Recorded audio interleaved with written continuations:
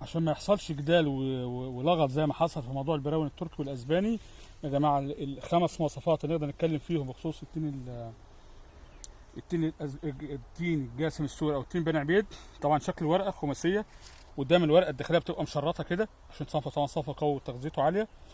الورقه بتاعته اي صنف تين محلي تلاقي دي خشنه زغب، هنا تلاقيها ناعمه خالص ما فيش اي زغب. لازم يا صفرة لو مكشوفه للشمس، يا مايله الخضار، ولازم قلبها احمر. والصنف الوحيد اللي بيجيب حبتين زي كده من 3 في الشغل المفتوح، من 3 زي كده، من 3 ل5 حبات على الثمره الورقه. دول 4 مواصفات اللي نقدر نتكلم فيهم. يمكن في ثمره هناك اهي بس الفرق بالحجم، لا الحجم بتاعها اعلى من الاسبان الاحمر، ما بين الاسبان الاصفر والاسبان الاحمر في بالنسبه للحجم. لما تاخد تغذيتها وتاخد برامج الشغل المفتوح عندنا زي عندنا المزارع والربط والتقليم الجائر، لا احجام حلوه ولون اصفر وسكريات. طبعا ده الاعلى سكريات تقريبا في اصناف التين. واحنا معلش احنا في مصر بالنسبه لتصدير التين وتصنيع التين وتكفين التين لسه ما وصلناش 1%.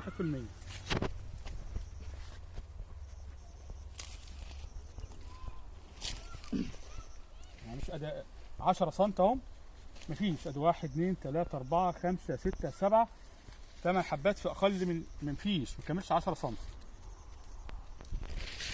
كلمه واحده زي ما قال اخواننا بتوع التين، كلمه واحده مش كلمتين، الاكثر غزاره على مستوى العالم في مجال التين. بسم الله ما شاء الله، اللهم صل على سيدنا محمد. ربنا يزيده ويبارك عليه.